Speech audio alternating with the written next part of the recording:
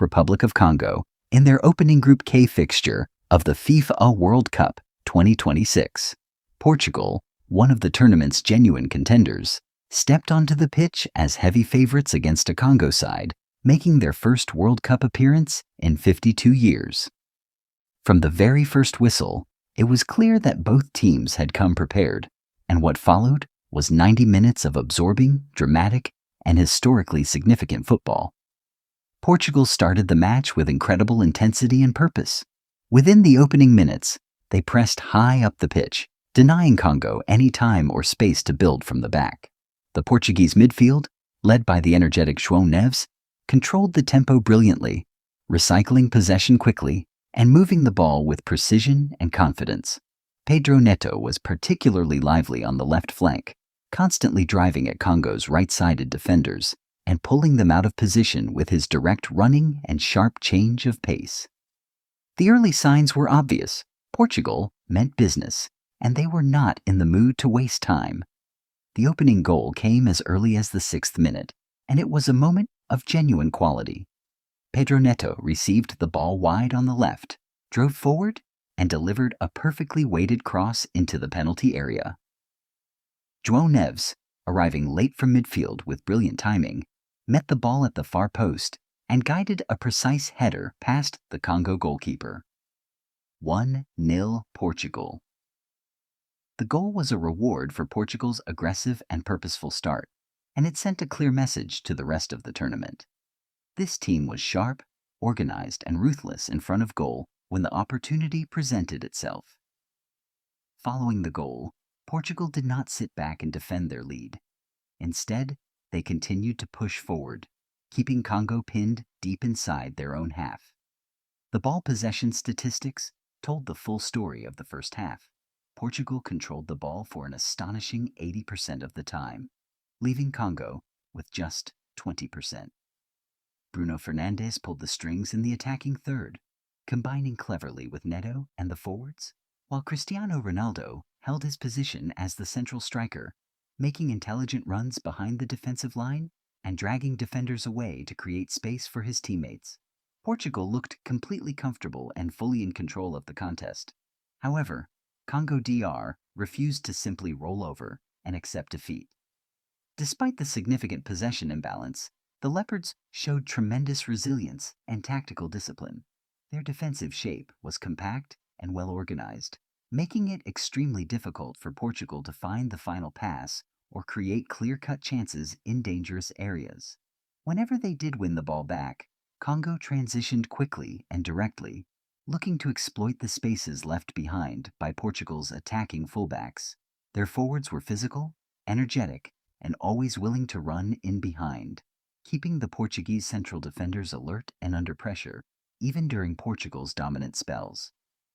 As the first half progressed, it became increasingly clear that the scoreline did not reflect the actual balance of danger in the match.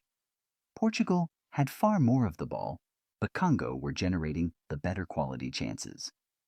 Their expected goals figure by halftime was 0.49, compared to Portugal's relatively modest 0.07.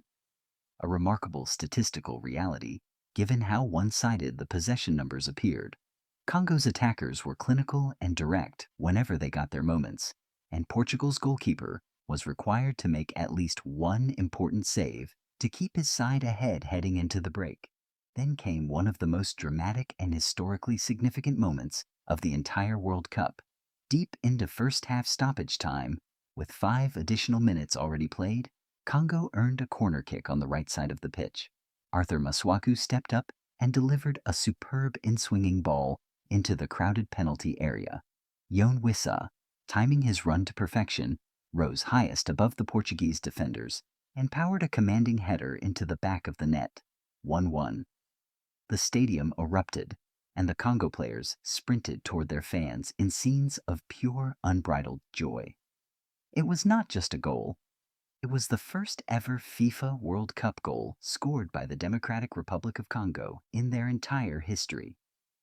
A moment that will be remembered in that nation forever. The second half began with Portugal visibly shaken but determined to reclaim the lead and secure 3 points. Manager Roberto Martinez urged his players forward from the touchline, demanding more urgency and directness. Portugal's fullbacks pushed even higher up the pitch. Their midfielders moved closer to the attacking line, and the team shifted into a more aggressive, high-risk shape in search of the winning goal. Bruno Fernandes took greater responsibility in the second half, driving forward with the ball more frequently, attempting long-range shots, and constantly looking for the decisive pass that could unlock Congo's defensive structure. Ronaldo, meanwhile, worked tirelessly throughout the second half. Despite not finding the net himself, he was a constant presence in and around the penalty area, making runs, holding the ball up under physical pressure, and bringing teammates into play at every opportunity. His experience and leadership on the pitch were invaluable, even if the end product in front of goal proved frustratingly elusive on this particular afternoon.